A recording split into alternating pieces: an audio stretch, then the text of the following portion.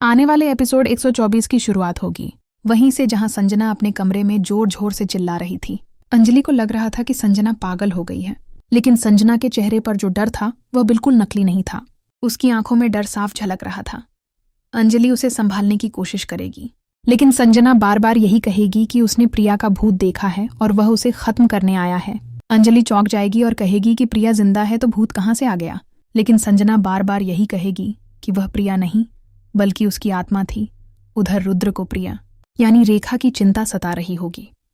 वह उसे मनाने की कोशिश करेगा, क्योंकि पिछली बार वह उसकी नाराजगी देखकर बहुत टूट गया था। रुद्र प्रिया से कहेगा कि चाहे तू कुछ याद करे या ना करे, मेरे लिए तू वही है, मेरी प्रिया है और कोई नहीं। प्रिया के दिल में बहुत दर्द होगा, लेकिन वह सच छुपाएगी और कहेगी कि वह सिर्फ रेखा है। रुद्र टूट जाएगा लेकिन हार नहीं मानेगा। वहीं दूसरी तरफ संजना के डर का असर पूरे घर में दिखने लगेगा। वह हर किसी को समझाने की कोशिश करेगी कि यह घर अब सुरक्षित नहीं है, यहाँ प्रिया का साया मंडरा रहा है। अंजलि को संजना की बातें बकवास लगेंगी, लेकिन धीरे धीरे घर के बाकी लोग भी बेचैन हो जाएंगे, क्योंकि रात में अजीब अजीब आवाजें गूंजेंगी और खून के निशान फिर से दिखाई देंगे। सबको लगेगा कि सचमुच कोई अनहोनी होने वाली है। वहीं अंजलि भी पहली बार थोड़ा डर जाएगी और उसके मन में यह सवाल उठेगा कि कहीं सच में कुछ ऐसा तो नहीं हो रहा जिसे वह देख नहीं पा रही। इधर रूहान अंजलि को समझाने की कोशिश करेगा कि यह सब संजना का ड्रामा है, लेकिन खुद रूहान के मन में भी कहीं ना कहीं शक घर कर जाएगा। वहीं रुद्र और प्रिया का रिश्ता और गहराई से उलझेगा। रुद्र के दिल में दर्द होगा, लेकिन साथ ही उसे यह भी लगेगा कि प्रिया उससे कुछ छुपा रही है। जब रात के अंधेरे में फिर से घर के अंदर खून के पैरों के निशान दिखेंगे, सब डर जाएंगे।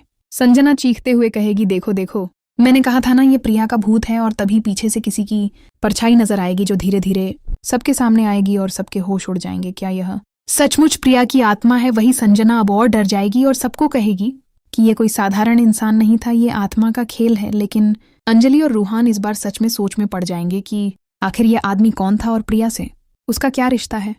उधर रुद्र अब और बेचैन हो जाएगा। उसकी आंखों में शक और सवाल भर जाएंगे। वो प्रिया से सीधा पूछेगा कि यह सब क्या हो रहा है, तुम्हारा इन सब चीजों से क्या रिश्ता है। लेकिन प्रिया चुप रहेगी। उसके दिल में दर्द होगा, पर वो कहेगी कि जब सही समय आएगा तभी सब सच सामने आएगा। इसी बीच संजना के डर को और हवा मिलेगी जब उसे अपने कमरे में खून से लिखा हुआ एक संदेश मिलेगा, जिसमें लिखा होगा, सच सामने आएगा।